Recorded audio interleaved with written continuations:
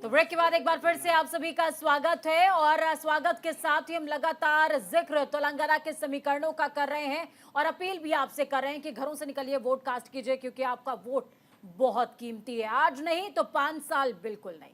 बिल्कुल, सरकार अपने वादों कामों के साथ तीसरी बार सत्ता पर आने के लिए तैयार बैठी है। कांग्रेस पूरा दम लगा ही रही है, बीजेपी के अपने समीकरण बैठ रहे हैं। इस चर्चा को आगे बढ़ाते हैं। तमाम अतिथि हमारे साथ लगातार मौजूद हैं। चलिए रुक कर लेते हैं।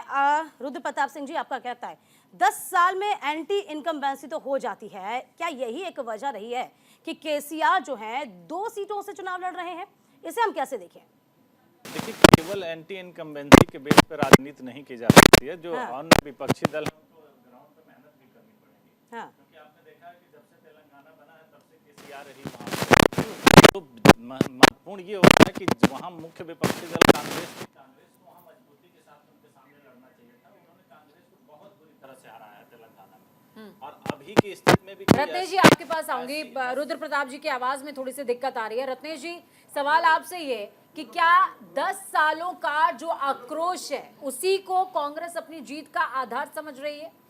देखिए पूजा जी, सरकार अगर थी और सरकार ने अच्छा काम नहीं किया होगा तो जनता उसे उतार फेंकेगी, चाहे वो केंद्र की सरकार हो चाहे वो राज्य की सरकार हो। दूसरा मेरा वजह है कि आपको साफ कर दिया? नहीं, हमें कहाँ साफ कर दिया। हम भी तो अभी भाई केंद्र में हमें लगता तलाश रहे हैं। नहीं, हमें जमीन नहीं, हमारे पास तो सरकारें हैं। 4-5 प्रदेशों में हमारी सरकारें हैं। हम कहाँ कह रहे हैं कि समाप्त हो गए? दूसरी बात, देखिए भारतीय जनता पार्टी के प्रवक्ता और भारतीय जनता पार्टी का एक झूठ मैं आपके चैनल के माध्यम से बेनकाब करना चाहता हूँ। ये बार बार ओबीसी के रिजर्वेशन की बात कर रहे थे और बार बार कह रहे थे कि जिसकी जितनी जाति उन जातियों की रिप्रेजेंटेशन की बात कर रहे थे। बिहार में जातिगत जनगणना हुई, उसका भाजपा ने विरोध किया। जातिगत जनगणना के आधार पर जब ओबीसी के आरक्षण को रिवाइज करके उसको बढ़ाया गया तो भारतीय जनता पार्टी ने सदन से बाइकआउट किया, विधानसभा से बाइकआउट किया और इनके विधायक को जब मिठाई का डिब्बा खिला दिया गया तो उन्होंने मिठाई का डिब्बा उठा के फेंक दिया। जब ओबीसी के लिए कानून बनता है सदन में तब आप विरोध करते हैं, जब ओबीसी की जातिगत जनगणना होती है तब आप विरोध करते हैं और उसके बाद में जब ओबीसी को उसका अधिकार दिया जाता है तब आप विरोध करते हैं और टीवी पर बैठकर आप ओबीसी करते हैं। आधार बना रही है ना। एक चीज और, ओबीसी का 27% का आरक्षण पिछले 18 साल में मध्य प्रदेश में इनकी शिवराज सिंह की सरकार ने लागू नहीं किया। चलिए, तो ये जो दोगलापन है ओबीसी के आरक्षण को लेकर, इसको समझने की जरूरत है। ये झूठ बोलेंगे, बार बार झूठ बोलेंगे, 1000 बार झूठ बोलेंगे और रत्नेश मिश्रा उसे एक झूठ को पकड़ कर संतरे की तरह छील कर बताएगा कि उनका झूठ ये है। जी जवाब दीजिए। नहीं 10 सेकंड, ये बता दे ओबीसी के रिजर्वेशन में जब जातीय जनगणना की गई तो विरोध क्यों किया? जब ओबीसी के आरक्षण को बिहार में आपने थोड़ा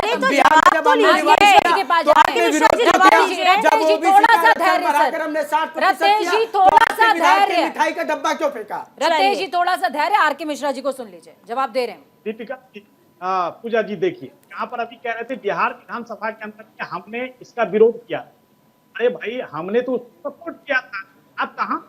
अरे भैया इतना झूठ मत बोलिए। अभी रुकिए इतना झूठ मत बोलिए प्लीज। अरे रुकिए, बहुत झूठ दे दिया। अब आप मतलब झूठ बोलने में पीएचडी कर रखी है क्या? मैं वीडियो दिखाऊंगा। अरे रुकिए रत्नेश जी, मैं सदन का वीडियो दिखाता हूँ उनके नेता का।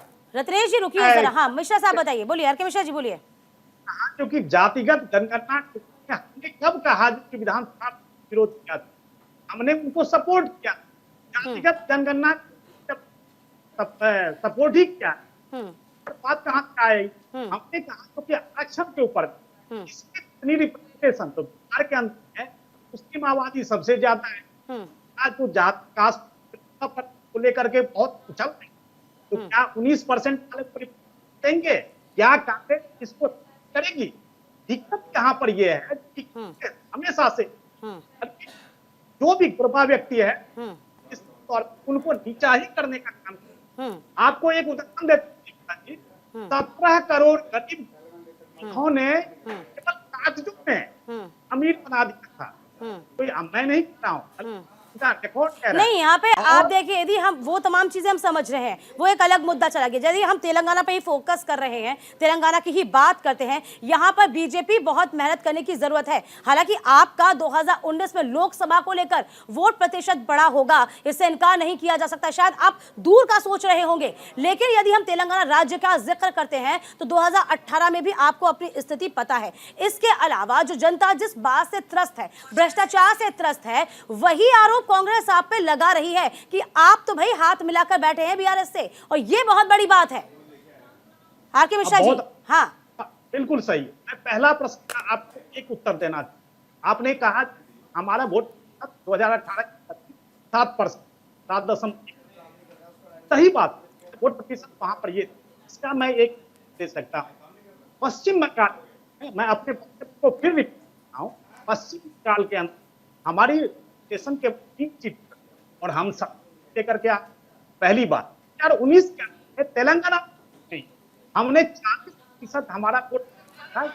ये देखिए, रह गई बात, इनका विधायक मिठाई का डिब्बा फेंक दे रहा है विधानसभा के अंदर। तो चलिए हम रत्नेश जी, नहीं, ये देखना चाहिए ना। इनका विधायक मिठाई का डिब्बा फेंक दे रहा है। आरजेडी का विधायक जब मिठाई खिला रहा था आरक्षण का विधेयक पारित होने पर। है आपका, वो फेक है। नहीं, मैं और आगे अच्छा ले जाके ठीक है, दिखा ठीक है, देता हूं। अरे ठीक है, रत्नेश जी बैठिए, रत्नेश जी बैठिए, मैं और आगे वही ले जाके बैठिए, दिखा देता हाँ हूं। वही बैठिए, वही उनको दिख बैठिए, नहीं रहा होगा, वही बैठिए। उनको दिख नहीं रहा होगा। वो फेक है आपका। अरे फेक भी हो ना हो, नहीं, वो व्यक्तिगत हो सकता है, क्या बात कर रहे वो हैं? व्यक्तिगत क्या हो सकता बात कर रहे है हैं? रत्नेश जी। अरे क्या बात कर रहे हैं? सब्र, क्या बात कर रहे सब्र। हैं? क्या बात कर रहे हैं? ये फेक है। चलिए, क्या रुद्र प्रताप जी की विधायक बात का नाम बताओ। सही? रत्नेश जी रुकिए। अरे इनका नहीं, रत्नेश ये जी रुकिए, ओबीसी ये देखिए। चिल्लाने से थोड़ी होता है। रत्नेश जी ओबीसी के अरे साथ आप आपका व्यवहार कैसा है? ओबीसी पे जा रहे हैं आप। ओबीसी के साथ आपका व्यवहार कैसा है? रत्नेश जी शांत रहिए, एक डेकोरम होता है डिबेट नहीं का। मैडम, नहीं, जब देश के लोगों को बेवकूफ बना जाएगा रत्नेश तो जी, बंद कीजिए डेकोरम और वो प्रोटोकॉल नहीं चलेगा। देखिए, अरे इस देश में जनता सबसे इम्पोर्टेंट है। आप बंद कीजिए पहले ये से। बताइए इस वीडियो में क्या ये बताएंगे, इस जवाब भी ले वीडियो में लेंगे, बंद आरजेडी कीजिए अभी विधायक आप द्वारा से। दिए गए क्या मिठाई रुद्र का प्रताप जी की आवाज क्यों सही हुई है? फेंका? रत्नेश जी आवाज क्यों बंद करनी फेंका पड़ेगी। बीजेपी विधायक ने? हमारी टीम से इस तरह- कहेंगे। क्या डिबेट कर रहे हैं आप? रत्नेश जी, इतने आप डिबेट करते हैं, आप उसके बाद इस तरह का अरे मैं तो आपकी सच्चाई दिखा रहा हूँ देश की जनता को। आप सर, आपकी सच्चाई दिखा रहा हूँ देश की जनता को। अब कर आपको रहे हैं। दिखता था इसलिए मैं कैमरे के सामने पूरा जा रहा था। दिखा रहे हैं। तिलमिलाइए मत, मुझे पता है नस दब गई है आपकी। आप भाजपा की नस दब जब जाती है तो रत्नेश उसके जी, नेता ऐसे रत्नेश जी, क्या आपको लगता है कि बिहार का पैटर्न तेलंगाना में फिट बैठता है क्या? नहीं। क्या बात सर आप कर रहे हो? जब बिहार की नहीं डिबेट पूजा होगी जी, तो नहीं दिखा लेना आप वीडियो। पूजा जी, ये गलत बात है। ओबीसी चाहे बिहार अरे का हो, चाहे OBC की यूपी का बात हो, हम चाहे कब- तेलंगाना का हो, ओबीसी है। और हाँ, तो अगर ठीक। एक प्रदेश में ओबीसी पर आपका दूसरा स्टैंड होगा और दूसरे पर दूसरा स्टैंड होगा तो बात की जाएगी। ये दोहरे मापदंड नहीं चलेंगे आपके। मतलब मीठा मीठा गप और कड़वा कड़वा तू। चलिए, केसीआर के बेटी को हम दिखा रहे हैं। देखिए तस्वीर जरा आप देखिए, मतदान करने के लिए पहुंचे हुए हैं। तस्वीर देखिए, सुबह से ही दिग्गजों का रेला लगना शुरू हो गया है, अपने अपने पोलिंग बूथ पर पहुंच रहे हैं, मतदान कर रहे हैं।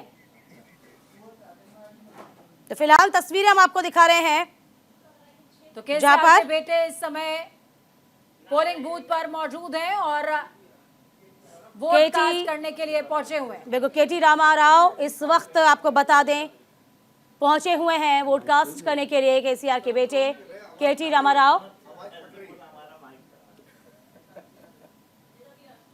तो फिलहाल देखिए मीडिया का जमावड़ा भी है और लगातार आपको बता दें तेलंगाना का जो चुनाव है बहुत खास है, चाहे वो बीजेपी के लिए हो, कांग्रेस के लिए हो, जो कि क्षेत्रीय दलों का दबदबा तो कहा जा रहा था। और इसी के साथ साथ आपको बता दें कहीं ना कहीं सीधा मुकाबला कांग्रेस और अब बीआरएस। तो केसीआर के बेटे हैं केटी रामाराव, जिनकी तस्वीरें हम आपको दिखा रहे हैं इस वक्त। सीधी तस्वीरें अपने मताधिकार का इस्तेमाल करने के लिए पहुंचे हुए हैं। तो ये तस्वीरें बेहद दिलचस्प, बेहद खास। रुद्र जी हमारे साथ में जुड़े हुए हैं लगातार, उनकी आवाज अब ठीक हो चुकी है। सर, मेरा सवाल आपसे ये है कि भले ही बीजेपी और कांग्रेस आपस में लड़ रही है, लेकिन तेलंगाना में एम फैक्टर के अलावा क्या कास्ट पैटर्न मायने रखता है क्या? क्या वोटर्स जब वोट कास्ट कर रहे होते हैं तो उनके जहन में कास्ट फैक्टर होता है क्या, एम फैक्टर को छोड़कर? देखिए, पूरे देश की राजनीति में कास्ट फैक्टर हर जगह काम करता है, ऐसा नहीं है कि काम नहीं करता है। लेकिन उसमें महत्वपूर्ण ये है कि किस पार्टी का कितना अच्छा राजनीतिक मैनेजमेंट वहाँ के लेकर के है, कैंडिडेट को लेकर के, वहाँ के मुद्दों को लेकर के, उस आधार पर वो काम करता है। ऐसा नहीं है कि पार्टी वाइज आप कास्ट फैक्टर को जोड़ लेंगे या कोई भी फैक्टर। वहाँ बहुत छोटे छोटे लेवल पर मैनेजमेंट होता है कि जिस इलाके में किस कास्ट के वोट ज़्यादा हैं उसी तरह के कैंडिडेट का चयन किया जाता है। वहाँ के जो लोकल मुद्दे होते हैं उसी के आधार पर पार्टियाँ राजनीति करती है। जब आप देखते हैं कि क्षेत्रीय दल का उदय क्यों होता है भारत की राजनीति में, क्योंकि राष्ट्रीय पार्टियां इसी चीज़ को मैनेज नहीं कर पाती हैं। उनके सारे मुद्दे राष्ट्रीय लेवल के हो जाते हैं, वो क्षेत्रीय लेवल पर नहीं जा पाते हैं। इसीलिए जो वहाँ के क्षेत्रीय दल होते हैं वो बहुत मजबूती के साथ अपने क्षेत्र में विधानसभा में खास करके पकड़ बना लेते हैं। वही पैटर्न आपने देखा है कि जब से तेलंगाना बना तब से केसीआर ने वहाँ पर। आपको यही हम जिक्र कर रहे थे रुद्र प्रताप जी, चूंकि आपकी आवाज़ नहीं आ पाई थी इसलिए आपसे और समझना चाहेंगे हम कि जिस तरीके से एंटी इनकम वैक्सी का जिक्र हम कर रहे थे, 10 साल में बहुत चीज़ें बदलती हैं। हालांकि आपने देखा होगा कि यहाँ पर जब केसीआर खुद सत्ता में आते हैं और कहते हैं कि हम दलित को मुख्यमंत्री बनाएंगे, 2 बार ऐसा होता है। हालांकि इस विरोध का वो सामना कर चुके हैं, लेकिन दोनों बार वही बतौर मुख्यमंत्री के तौर पर सामने आ जाते हैं। इसके अलावा यदि हम बीजेपी का जिक्र करते हैं, बीजेपी ने अभी वादा किया, अमित शाह ने कहा कि अब की बार जो मुख्यमंत्री होगा वो दलित का होगा यदि बीजेपी की सरकार आती है। लेकिन ये 2 चीजें कैसे पूरी हो सकती हैं, जरा इसको आप समझाइए बतौर राजनीतिक विश्लेषक होने के नाते, कि आप एक तरफ बंडी संजय को तो हटा देते हैं प्रदेश अध्यक्ष के पद से, जो कि इतनी मेहनत करते हैं, ये मैसेज भी तो जनता के बीच में जाता है। भ्रष्टाचार का मुद्दा अलग खड़ा हुआ है और इसको लेकर ये कांग्रेस वादा कर रही है, दावा भी कर रही है कि आप कहीं ना कहीं, यानी कि बीआरएस और बीजेपी दोनों का हाथ मिला हुआ है। ये कैसे समझाएगी बीजेपी जनता को और केसीआर कैसे समझाएंगे जनता को? देखिए, कुछ चीज़ें ऐसे होते हैं कि जो मुद्दे चुनाव के लिए इस्तेमाल किए जाते हैं और वो कम समय के लिए होते हैं और उसका केवल फ़ायदा चुनाव के लिए ही होता है। ऐसा नहीं है कि उसके बहुत दूरगामी परिणाम होते हैं। कि जैसे मान लीजिए कि अगर अभी जैसे चुनाव में आप देख रहे हैं कि बड़े बड़े वादे किए जा रहे हैं, बहुत सारी चीज़ें बांटी जा रही हैं, ये सब तुरंत के फ़ायदे के लिए होता है, क्योंकि ये लंबे फ़ायदे के लिए नहीं होता है। जनता इन चीज़ों को भूल जाती है। जहाँ तक बात हो रही है टीआरएस की, टीआरएस में जो चंद्रशेखर राव हैं बड़े नेता हैं और उनका संघर्ष बड़ा है।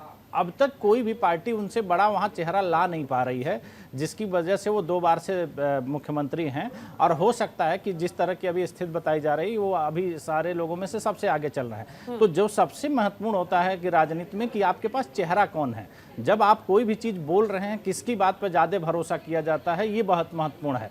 क्योंकि चंद्रशेखर राव जमीनी नेता हैं, उस आंदोलन से जुड़े रहे हैं, राज्य बनवाने में उनकी बहुत महत्वपूर्ण भूमिका है, इसलिए अब तक उनके ऊपर जनता का विश्वास बहुत मजबूती के साथ है, जिसका उनका फायदा आप देख रहे हैं कि 2 चुनाव में, खासकर से विधानसभा में उनको बहुत। लेकिन नाराजगी भी तो है प्रदेश में, नाराजगी भी है, भ्रष्टाचार का मुद्दा भी है। दीपिका जी, नाराजगी के साथ साथ विकल्प होना चाहिए। जो कांग्रेस वहाँ मुख्य विपक्ष कांग्रेस में बता है, रतेश जी, क्या कांग्रेस के पास विकल्प है उस नाराजगी को दूर करने का? देखिए, कांग्रेस के पास बिल्कुल विकल्प है। और अभी हमारे नेता रेवंत रेड्डी जी जब बोल रहे थे तो उन्होंने बताया कि वहाँ पर विकल्प कौन है, और वो बताया कि केसीआर को किस तरीके पे ले रहे हैं हम। ठीक है। दूसरी बात देखिए, भारतीय जनता पार्टी के पास क्या विकल्प है? क्या नरेंद्र मोदी वहाँ के मुख्यमंत्री बनेंगे? क्योंकि वोट तो उन्हीं के नाम पे मांग रहे हैं, तो फिर आप प्रधानमंत्री किसे बनाएंगे? ठीक है, आपका प्रधानमंत्री का चेहरा कौन होगा? तो हर जगह नरेंद्र मोदी के नाम पे तो वोट मांग रहे हैं। एक अदद मुख्यमंत्री का चेहरा तो ये बता नहीं पा रहे ना। तो ये 5 प्रदेशों में चुनाव, 5 में से किसी में नहीं बता पाए, किसी भी स्टेट में इनका स्टैंड क्लियर नहीं था। दूसरी बात देखिए, मैं बार बार कह रहा हूँ, कांग्रेस पार्टी के हमारे नेता राहुल गांधी जी बार बार कह रहे हैं कि बीआरएस और बीजेपी दोनों एक दूसरे से मिले। उसका कारण है क्योंकि कालेश्वरम जैसी बड़ी परियोजना का घोटाले का आरोप केसीआर जी के ऊपर है, मियापुर लैंड केस में घोटाले का आरोप केसीआर जी के ऊपर है। तो ये तो 2 बड़े घोटाले जो केसीआर के परिवार ने। सर एक सवाल है मेरा, मैं आपकी कंप्लीट से पहले मेरा एक सवाल है। ठीक है, बीआरएस और बीजेपी मिली हुई है, मिलकर सरकार बना लेगी, आप क्या कीजिएगा? क्योंकि अभी आर.के. मिश्रा जी ने तो कह दिया सियासत है, सब संभव है, आप क्या कीजिएगा? इसकी कोई काट है क्या कांग्रेस के पास? देखिए, अगर आपने राजनीतिक, आप ही एआईएम से मिल जाएंगे। मैं जवाब दे रहा हूँ आपकी, पहले मेरी बात को कंप्लीट कर लो, उसके बाद फिर आप देखिए, ये तो रहे उनके आरोप। अब भारतीय जनता पार्टी के ऊपर कैग की रिपोर्ट में आयुष्मान भारत में घोटाला है, भारतमाला परियोजना में घोटाला है, HL में घोटाला है, आप अयोध्या विकास प्राधिकरण में घोटाला है। तो इतने सारे जो घोटाले हैं, तो घोटालेबाज प्लस घोटालेबाज इक्वल टू घोटालेबाज स्क्वायर। तो भैया जो घोटालेबाज की घोटालेबाज से ही तो बनेगी। तो मोदी और केसीआर की बहुत बढ़िया से बन रही है। वो के कविता को जिस तरह बचाया, चलिए, हाँ, के कविता का जिक्र किया, वही मैं आने वाली थी। वो तो स्क्वायर हो रहे हैं सर, अरे आप मैडम क्या हो रहे हैं सुनिए सर? तो, 1 - 1 0। मैं आ रहा हूं, उस पर जवाब दे रहा हूं। देखिए, लोकतांत्रिक देश में राजनीति में मूल्यों पर राजनीति होनी चाहिए। यदि भारतीय जनता पार्टी मूल्यों से गिरकर केवल सत्ता के लिए, तो जनता के दुख दर्द से मतलब ना रखते हुए केवल सरकार बनाने के लिए अपने अपोनेंट और अपने नैतिकता और अपने मूल्यों से और अपने चलिए आर.के. मिश्रा जी क्या लगता है? देखिए कैसे हमारा क्या कहना है? I've done my duty as a citizen of Telangana. I voted for betterment. I voted for my state. I voted for people who will take the state forward in a progressive manner. I appeal to all Hyderabadis and all citizens of Telangana to also come out and please exercise your franchise. The minimum you can do is to please come out and participate in the biggest festival of democracy.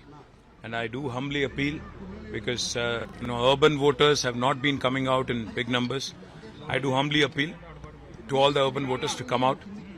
Please vote because only those who show up count. The rest don't in a democracy. So please do show up. Please do participate. Please do ensure that Hyderabad's numbers go up this time. Mari ee roju nenu oka Telangana paurudiga బాధ్యత గల పౌరుడిగా నా బాధ్యత నేను నిర్వర్తించాను. నా రాష్ట్ర అభివృద్ధికి నా రాష్ట్రాన్ని ముందుకు తీసుకెళ్లే వాళ్ళకే ఓటేశాను. మరి మీ అందరితో కూడా నా విజ్ఞప్తి ఏంటంటే దయచేసి ఓటింగ్. तो केटी रामाराव को सुन रहे थे आप, साफ तौर पर कहते नजर आए हैं कि घरों से निकलिए वोट कास्ट कीजिए। के कविता के बयान को ही उन्होंने दोहराया है और कहा है कि जो अर्बन वोटर्स हैं वो ज्यादा तादाद में नहीं निकलते। रत्नेश जी आपके पास वापस आऊंगी और चाहूंगी कि इसका जवाब आप दीजिए। वो तो स्क्वायर हो जाएंगे, आप क्या माइनस हो जाएंगे क्या सर? नहीं, हम माइनस नहीं हो रहे हैं। तेलंगाना की जनता plus Congress equal to government, हम ये हो रहे हैं। चलिए माइनस तो बीजेपी हो रही है। चलिए माइनस खाता बीजेपी खुल हो जाए रही तो है, बहुत बड़ी तो बात चलिए है। मैंने कहा ना, आर.के. एक मिश्रा जी के व्यक्ति पास। जिसको हाँ, एक कम्युनल स्टेटमेंट पे पार्टी से निष्कासित करते हैं, आखिर ऐसी कौन सी मजबूरी की चुनाव के जस्ट पहले उसका निष्कासन निरस्त करके और उसको टिकट दिया जाता है? चलिए मैं ही पूछ रही हूँ, क्या लगता है आपको आर.के. मिश्रा जी, 2022 में टी राजा सिंह को टिकट मिला, आपने उसको सस्पेंड कर दिया, फिर से पैगंबर मोहम्मद को लेकर वो विवादित बयान देते हैं, ऐसी क्या मजबूरी आ जाती है वापस से उनको टिकट दे दिया आपने? कोई चेहरा नहीं है क्या आपके पास? दीपिका जी, हाँ। का मैं प्रश्न का जवाब देती हूँ आपकी। देखिए यहाँ पर इन्होंने कहा चेहरा हमने नहीं। नहीं भाई, एक चीज बता, अतल के अंदर में क्या है? आवाज इनकी सही नहीं। अरे सुन लीजिए, पीसीआर टीम से मैं कहूंगी आपकी आवाज को दुरुस्त किया जाए। आर.के. मिश्रा जी, आपकी आवाज बहुत कटकर हमारे तक पहुंच पा रही है। ठीक है, जी रुकिए रुद्र, चलिए बोलिए, आप बोलिए, आपकी आवाज सुनते सुनते हाँ बोलिए। आ जा रही है? हाँ जी, अब सुनिए बोलिए। दीपिका जी देखिए, यहाँ में इनका क्या कोई चेहरा नहीं था। हाँ। राजस्थान के अंदर कह लो आपका चेहरा लेकर आएंगे। ये अरे आप अपना बताइए ना मिश्रा साहब, आप बताइए आपकी मजबूरी क्या थी, वापस से क्यों टिकट दिया जिसको आपने सस्पेंड कर दिया? आप अपना बताइए। हाँ बिल्कुल दिक्कत। अब देख, यहाँ पर भ्रष्टाचार क्या दे रहे हैं, ये कांग्रेस हमें क्या 2004 से उन्होंने क्या क्या किया के साथ, तो सबको पता। जवाहरलाल नेहरू से क्या? अरे टी राजा का कोई ऑप्शन है नहीं है, कोई विकल्प है? यस टी राजा की बात। हाँ, इस तौर पर देखिए, हमारे एक कार्यकर्ता आरोप था, हुआ सब कुछ।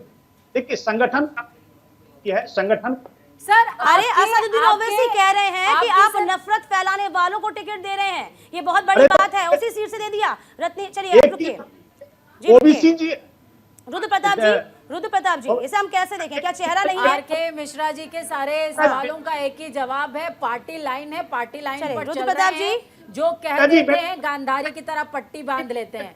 रुद्र प्रताप जी, क्या लगता है आपको, क्यों ऐसी वजह सामने आ रही है? और यही एक बड़ी वजह भी है जिसे कांग्रेस बना रही है साफ तौर पर, और हम देख रहे हैं वो चीजें। नहीं दीपिका जी, इसमें कांग्रेस इसको भुना नहीं रही है। बीजेपी के लिए वो चेहरे हैं पहले से भी, आपको पता होगा कि वो काफी फेमस व्यक्ति हैं वहाँ के लिए। तो और फेमस व्यक्ति जिसे आप सस्पेंड कर देते हैं, क्या उसी सीट से वापस से आप उसे चुन लेंगे? तो ये कोई नई बात नहीं है, ये तो राजनीति में बहुत आम सी परंपरा रही है। इसमें ऐसी बहुत बड़ा ये इशू की बात नहीं है, हर पार्टी ऐसा करती है। हाँ। वो आप देखेंगे कि ऐसा नहीं है, इसमें बहुत बड़ी लंबी लिस्ट है, लेकिन समय हाँ, समय तभी तो यही कहा जा रहा है ना, दूसरों असदुद्दीन ओवैसी यही कह रहे हैं ना कि आप तो उनको वापस से सीट से उम्मीदवार बना दिया, नफरत फैलाने वालों को आप नहीं, चुन रहे देखिए, हैं, बात नहीं और समझ- नुपुर शर्मा को भी बहुत जल्दी आशीर्वाद मिल जाएगा। यहाँ पर मुद्दा विषय है पैगंबर मोहम्मद साहब के बारे में जिस तरीके का बयान वो देते हैं। अब बीजेपी अगर चाहे कि एम फैक्टर उनके साथ आ जाए तो AIM उसकी काट निकाल रही है, सीधी सी बात है, वो सियासत है, दोनों- आप भी जानते हैं। दोनों सेम उसी तरह के। ओवैसी के जो भाई के बयान थे, आप उसको कौन सा उन्होंने अभी तक कह दिया कि नहीं उन्होंने गलत बोला। तो वहां पर एक राजनीति, जैसे आपने कहा ना कि लोहे के लोहे काटता तरह की राजनीति है, वहां पर जिस तरह की राजनीति ओवैसी करते हैं उन्हीं की काट उन्होंने एक ढूंढ रखी तो फिर है। राहुल गांधी क्यों ऐसा कह रहे हैं? चलिए एक देखिए, बड़ी खबर आपको बता दें, तेलंगाना में 119 सीटों पर लगातार वोटिंग जारी है। 9 बजे तक का जिक्र कर रहे हैं, 9 बजे की बात करते हैं तो 8.52% अब तक वोटिंग हो गई है। 2 घंटे में आपको बता दें जो आंकड़ा सामने आ रहा है, 8.52% वोटिंग हुई है। रुद्र प्रताप जी कैसे देखें 9 बजे तक 8.52% वोटिंग हो? देखिए, क्या रफ्तार? अभी इस आंकड़े को कुछ ज़्यादा कुछ हम लोग अहमियत के साथ नहीं देख सकते हैं। कारण क्या है कि सुबह का टाइम है, ठंड का मौसम है, तो लोग थोड़ा सा देर से उठ करके जाते हैं। और अभी वोटिंग में जैसे शुरुआत के दौर में पूरी तरह से व्यवस्थित होने में भी टाइम लगता है, तो थोड़ा सा वोटिंग धीरे होती है सुबह के टाइम में। आप देखेंगे 11-12 बजे तक आते आते काफ़ी अच्छा इसमें सुधार हो जाएगा, क्योंकि अब जितने भी चुनाव पीछे हो रहे हैं आप देख रहे हैं कि काफ़ी लोगों का अच्छा, रुझान वही जो एक है। सवाल जो हमेशा से सामने आता है कि जैसे जैसे वोट प्रतिशत बढ़ता जाता है, क्या वो सत्ताधारी पक्ष के लिए दिक्कतें पैदा करता है? वही क्या वो चीजें, पैटर्न जो है वो चेंज होता हुआ नजर आता है? देखिए, उस क्या पैटर्न माने? को हाँ। चेंज करने के लिए नेता होना चाहिए आपको। ऐसा नहीं है कि केवल इत्तेफाक से आपके साथ काम हो जाएगा कि ये पार्टी चुनाव नहीं जीतेगी तो हम जीत जाएंगे। जैसे कांग्रेस का हमेशा से रुझान रहा कि वो नहीं तो हम, ऐसा नहीं होता है। आपको उसका विकल्प देना पड़ेगा, उस तरह का नेतृत्व देना पड़ेगा। जब तक आपके पास बेहतर आदमी नहीं रहेंगे, आप दिल्ली का चुनाव देख लीजिए, दिल्ली में बीजेपी कांग्रेस के बीच आम आदमी पार्टी की एंट्री होती है, उसको ने एक अच्छा विकल्प दिया, उसने सरकार बना ली और लगातार बनाते जा रहे। तो इसीलिए ऐसा नहीं है कि किसी सरकार के खिलाफ आप जो होती है एंटी इनकम्बेंसी, उसका फायदा तभी उठाया जा सकता है जब आपके पास नेतृत्व आ रहे हैं। विकल्प का जिक्र यहाँ पर कर रहे हैं रुद्र प्रताप जी। मोदी के अलावा क्षेत्रीय विकल्प क्या है आपके पास जिस पर आप वैतरणी पार करना चाहते हैं तेलंगाना की? पूजा जी देखिए, यहाँ ही विकल्प है। देखिए, कार्यकर्ता ये मत कहिए मोदी जी हमारे, मोदी जी भी एक कार्य पर जब जाते हैं वो भी अपनी अलग पहचान है। देखिए, इसका मतलब कार्यकर्ता हमारे, आपने क्या था जो क्या दलित उनको हटा दिया और फिर हम कह रहे हैं बनाएंगे। एक प्रश्न रह गया सर, जनता आपकी दलील नहीं समझती है सर, उसे अपने बीच का एक चेहरा चाहिए जिस पर वो विश्वास कर सके। जनता दलील तो छोड़िए, यहाँ पर जनता ये देख रही है कि आप जा रहे हैं मेरा मुलाकात करने के लिए, ये बहुत बड़ी बात है। फिलहाल वक्त छोटे से ब्रेक का हुआ, तमाम अतिथि हमारे साथ बने रहेंगे, फौरन लौटेंगे, आप कहीं मत जाइएगा। हर एक अपडेट के लिए बने रहिए न्यूज़ इंडिया के साथ।